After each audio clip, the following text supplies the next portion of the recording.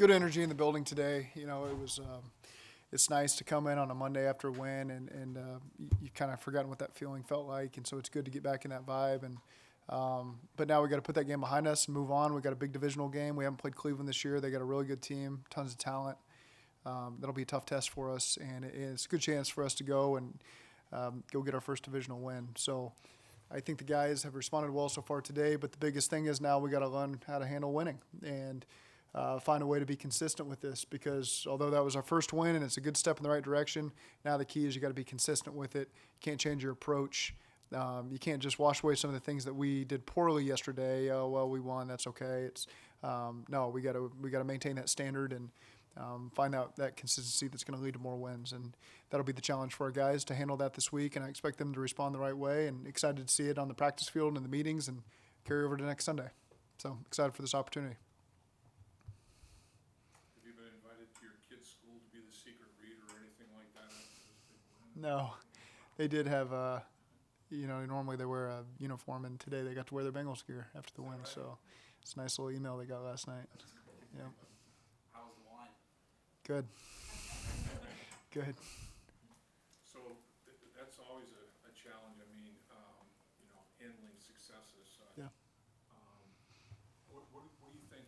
What are some of the measures that you can do to make sure that guys realize they need to handle success as a coaching staff? Well, you don't change the way you're coaching guys. You're still making the corrections and making sure everybody's held to the high standards. And just because you win and you had a few good blocks, a few good catches, a few good tackles, doesn't mean that you let those 6 or 7 plays that weren't up to our standard go.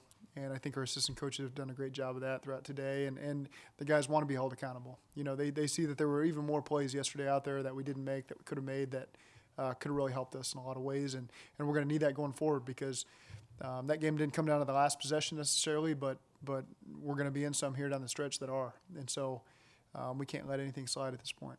A lot of players were happier for you that you got your first NFL win as a head coach than they were for themselves for winning the game. What does that mean to you? I think everybody feels that way. I'm happier for them than I am for myself, and that just goes to kind of what I told you last night. Is this goes back to April and the relationships that we started to form with the players, because when you face adversity,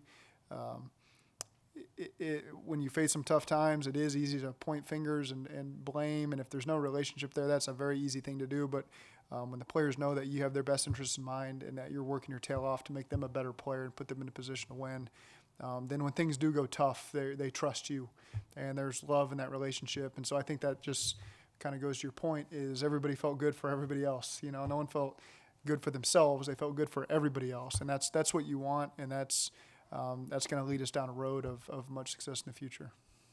Last year and the end of this year, the defense was ranked just statistically as one of the worst in the league. See what they've done the last 2 or 3 weeks, and then yesterday to hold the Jets to, I think it was the lowest total across the league. What does that say about these guys and just they've been able to stay focused and get better and work towards something like this? That everybody is doing their best to do their job. You can say that. And we made the points after the bye. Let's throw away those first 8 weeks and just continue to work on getting better, and the wins will come because of it. And you have seen, outside of that Baltimore game when that thing got away from us, you've seen improvement, especially on the defense in all the other games. And so it was going to lead to a game like this where we held them under 10 points, and offensively we were able to score more points than we've been scoring these last couple of weeks and give ourselves a win. But it was just a total team effort. Thought the defense did a really excellent job limiting the explosive plays. We didn't get the turnovers we want, but we got the safety, which is just 2 points. We get the ball back. So they did a great job really limiting that offense. Their average drive start was the 18-yard line. Yeah. It didn't take one snap in the red zone because of that. They got them backed up long fields. It was complimentary football at its best, wasn't it? It was, and especially on defense, the coverage complemented the rush. I thought those guys went hand in hand. They played pretty well. We were tight on the back end, affected the quarterback, up front. Guys had some good production up there. So just very encouraging to see the progress that's being made on that side of the ball.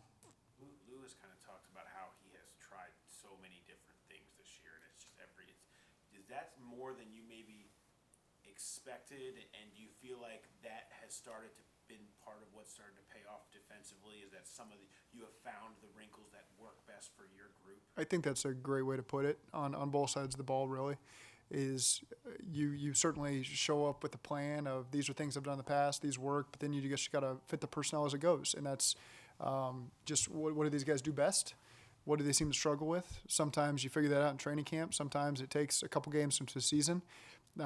We feel like we've been making progress really since the Rams. That's really, we weren't winning, but starting with that Rams game, we started to feel like, all right, we're starting to get on the same page. We lost to a good football team. We made some mistakes that cost us. But since then, we feel like we've been getting better. It just hasn't shown up in the win column, and finally yesterday was able to pay off. What do you think that they've had, basically, if you count them out, they've had 4 coordinators in the last 4 years. What does that do? What does that do to any unit? Special teams? Yeah, I mean, the change is always take some adjustment, and it'll be good to have some consistency, for us. And again, we can't speak to anything that's happened in the past, but we've just seen improvement as this season has gone. Guys are feeling more comfortable in the scheme. We have a better understanding of what the guys excel at. And so it's been good steps in the right direction that we've asked our players and our coaches to do, and they've shown that. And so again, it was just encouraging to finally let that lead to a win. Jamal Adams was on a roll, and he's legit. I mean, 6.5 sacks, 5 tackles for the last 4 games. Stat sheet, he had 1 assist, no solos, 1 assist, nothing else. How'd you guys shut him down? He's a great player. It's you don't really feel like you shut him down because he affects the game in a lot of different ways, just as disguises the way he comes off the edge. He does a great job in coverage. So that was the thing that we saw on tape, that he's a premier safety in this league. And, he leads to a lot of targeting errors up front to be, in the run game. That's one of the reasons why the run game is so good, is because they're really strong inside with those 2 interior guys, and then the way the DBs move around, and it's hard to always be on the same page. And that's kind of why they've had a lot of the success they've had, and he's a big part of it. So tremendous player. He certainly affects the game, whether it shows up in the production or not. He's a guy that affects the game. What went behind your decision to start Michael Jordan at left guard, and will he remain starter there? That's something we'll evaluate every week. Again, he's a young player that we think's got great potential. Just needs to continue to get reps. Billy's kind of been fighting a little bit of a back. So we'll just continue to see how that develops over the course of the week, and make some decisions as the week goes on what we want to do there. How do you guys, just to kind of belly up on that, how do you guys evaluate how the interior played yesterday with Jordan in there? I think, we faced some challenges in the run game. There's no question. I do think in the protection, our line did a really good job of keeping guys off of Andy. There was a couple times they got some free runners that we got to do a better job on, but I thought overall the line gave us a chance, especially in the pass game, to win the game. And so it was just great communication by those 5 guys up front. What do you think for John Ross this week? That's something we're working through right now. He's been practicing really the last, 2.5 weeks, and he's healthy, ready to go. And so now starting incorporating him in the game plan. And, I think we're doing a pretty good job recently of mixing in those receivers, making sure everybody's not getting worn down as the game goes, and taking some reps off them. And so it'll be good to get John back, and he certainly brings a speed element that'll be helpful. And so we'll create a plan for him over the course of the week. How do you think Cordy's played in the 2 games? I do. How do you think Cordy's played in the 2 games back? He's done a good job. I think overall our line did a great job in protection. He's done the things you want your left tackle to be able to protect, keep guys off the quarterback, and he's done that. So would Ross be on a pitch count? I think overall we just make sure we evaluate all of our receivers and make sure that they're getting the right amount of reps, and he'll be a part of that. So I don't know that we necessarily put anybody on a pitch count. We just try to make sure of the course, because some games it's a little bit different how the drives distribute over the first half. You got to plan to maybe only play a guy 45 to 55 plays in a game, and then the time of possession goes one way or another in the first half, and that affects. Well, we don't need to sub him out every time if we haven't had the ball in 7 minutes, and so that stuff factors in as the game goes. It was a clean football game, no turnovers, no giveaways, 2 penalties, one you took intentionally, and the other one was dicey. So, you could have gone through a game where you had You said it. no penalties. That was I think that the discipline has really shown up from our players, and there were some situations. I thought our defense did a great job holding their water there, backed up. They were trying to get us to jump. They did a nice job. And then, like you said, we took the one delay of game on purpose. And what led to that really is the wind was, like we said yesterday, a pretty big factor. And so there's sometimes you really consider going for those situations at midfield where they were going into the wind, and Kevin's doing a great job. And so if you can pin them down there and make them go 90-something yards into the wind, that was not a recipe for success for many offenses yesterday. And then, we got the one on the long run, which was tough. A couple weeks ago, you said you were gonna, John still had some doctor's visits. Yep. Now that you have them, presumably, where are you at with him now? Yep. Take a little bit more time with him before we get him involved in practice. I think there's 3 weeks there that he'll be able to practice for us. So we'll kind of give him another week here, and then we'll make some decisions on that. Do you hope that is there an expectation that he will be playing this season for you all? I don't foresee him playing any game this season, but we'll see. We still got a little bit more time to sort that out. There's an idea that in football that quarterbacks elevate everybody around them. The great ones really elevate people around them. Did you get an idea, now you look back at the game and the way the team played yesterday, that Andy just elevated the spirit of the team? Yeah, and that's not to say anything negative to Ryan. I want to make that clear. But Andy certainly has a lot of experience here, and I think everybody felt that energy. He had a great week of practice, did a great job as a leader, even his time away. And so anytime someone's thrust back into that role that the team has great respect for, it naturally elevates him. And then he's an excellent leader on top of that. So he gets a lot out of the guys, and they certainly believe in him. And he's got that confidence. He had some great suggestions yesterday as the game was going, some things that he was confident in, and as he talked to the receivers on the bench, and we incorporated them into what we wanted to do, and they were successful. Anytime your quarterback's got confidence in something, you want to make sure you let him do it, because he's earned that right over 9 years, seen a lot of football. And so it was good to have him back there, and he did a great job for us. In the first half, you scored 17 points and only had 4 third downs. You converted on 2 of them. So obviously you were very successful on first down. And did that limit what Greg Williams, he's very exotic on third down, did that limit a little bit what he was trying to do? He still threw some stuff at us. That was not easy. But I think just being efficient on first, second down is really what hurt us the week before against Pittsburgh. We were in so many third and longs that it became a struggle for us. So that was a big point of emphasis regardless of the opponent we played. We got to be a lot more efficient on first down, and I thought we did a really good job of that, just taking some completions. We were calling some balls that you could be aggressive and push it down the field, and I thought Andy did an excellent job finding CJ underneath and finding the back sometimes on some check downs that really kept us in some very manageable situations and allowed us to be a lot more aggressive with some things we wanted to do. And so that made it easy to call the game. I think a couple weeks ago I asked you about how much losing just takes a shot at your pride and the guys in this building. How much pride did you feel just from yesterday to today, and the motivation of winning now again?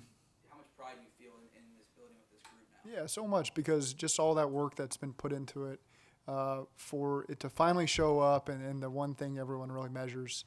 And so it's a nice reward for all the work that everyone's put in. And that's everybody. I mean, I'm talking equipment managers, everybody feels the losing and wants that winning taste. And so it feels good to walk into the building on a Monday after a win. And so it's just, you're happy for everybody involved that walks into this building every day to go to work. And again, you're happy for the fans that have shown up to every single game and cheered us on, and the people who still wish you luck when you're out at getting gassed or whatever it is. It's I've run into a lot of great people in the community that I don't know that have said really encouraging things to me, and you know that they're standing there with you. And so it's a nice way to start the week. Are you happy for that fan that finally got off the roof? Yeah, that would be tough. Yeah, I didn't see his setup there. I hope that maybe he had some heaters out there or something, but yeah, it's tough. It was above a bar. I think he was okay. I think he was okay. Yeah. The would-be touchdown that CJ had that was running wide open. Yeah. That looked like a replica of the play that Oakland beat you guys on a couple of weeks ago almost. Is that something that you guys stole, or is that something that you had already in your playbook previously? Stole from Oakland last year because our offense coordinator was there. Yeah. We ran it against San Francisco and threw it to TB. CJ is the number 2 in that progression. So against San Fran, we ran it kind of backed up on probably 3rd and 2 and hit Tyler Boyd in the flat because number 1 was open. We got the first down. So CJ, hopefully nobody really saw him on tape sneaking out the backside. So that was the same one that we called. One more minute. If you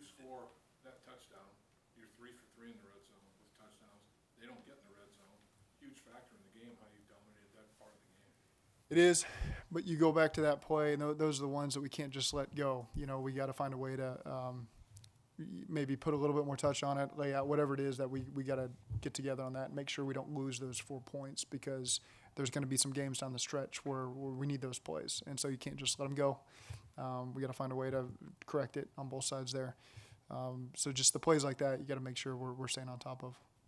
That's as simple as just recognizing that he just ended up all alone and just lofting it up basically at that. There's a lot of window dressing going on there, and so you're hoping to get man coverage in that short yardage situation, and that stuff can happen where they lose sight of it. You got to run action. You got a guy in the flat who's doing a bunch of motions, and then you're banking on CJ slipping out there uncovered, and he was. Is it the benefit of using a lot of pre-snap motion? That in that case, it helps, yeah, because there's a lot of communication on the back end of what's happening to Tyler. If you watch that clip, you know, the safety in the corner trying to pass it off, and ultimately, you know, whether that led to CJ being open or not, that's usually the plan. I guess credit CJ, though, he caught everything else. He did. He had a great block on Joe Mixon, the cutoff block on Joe's 5-yard. CJ plays with tremendous energy. I know that for a fact because I just watched 30 minutes of raw and cut, mic'd up footage of CJ, and he, you appreciate even more because there's a lot of things on the field that you don't know. He just is an outstanding communicator, great energy guy, really elevates everybody. He's happy for all of his teammates. Just one of those guys you love to have on it. It's very important to have in the program because he's somebody you can rely on to do things the right way. He's a good mentor for the younger guys. He's earned everything he's ever got, and so for him to get those catches was rewarding for him because he blocks his tail off and he's in there in protection. He's ribbing on defensive ends and he does a great job in the run game. And so it's good to see him get some production in the pass game. Just a mentor for younger guys, the way Andy handled and the way all of you handled the situation with Andy. I think the coaching staff, I've seen it get ugly when this kind of thing happens, and Andy handled it well. I thought the coaching staff handled it well. What does that teach the young guys? Well, I mean, the biggest thing for us is just treat everybody with respect. You know, it's a business, and there's some decisions you got to make sometimes, but it doesn't mean that there's not a human side to it. You know, and you treat everybody with respect, and you explain, and you're open with your communication, and you don't try to mislead anybody. And I feel like everybody's done that, regardless of what decision's been made. And so, I don't even know if I'm answering your question right now, but you know, there's just a good vibe in the locker room. Great, Andy does a great job. You know, he handled it with I don't even know the right word for it. Just Andy's top-notch guy, top-notch leader, character, all that stuff, and it was good to see him play like that and get that win. Any AJ update? No AJ update. Did you second guess yourself at all about Andy? I mean, No, making that move? No, I don't. I feel like there's a lot of things you can look at in hindsight and second guess yourself, and we made a decision, and we did it, and that was just the decision we felt like we had to make at the time, and then, you know, and decided 3 weeks later to go back to Andy, and we just keep moving forward with it.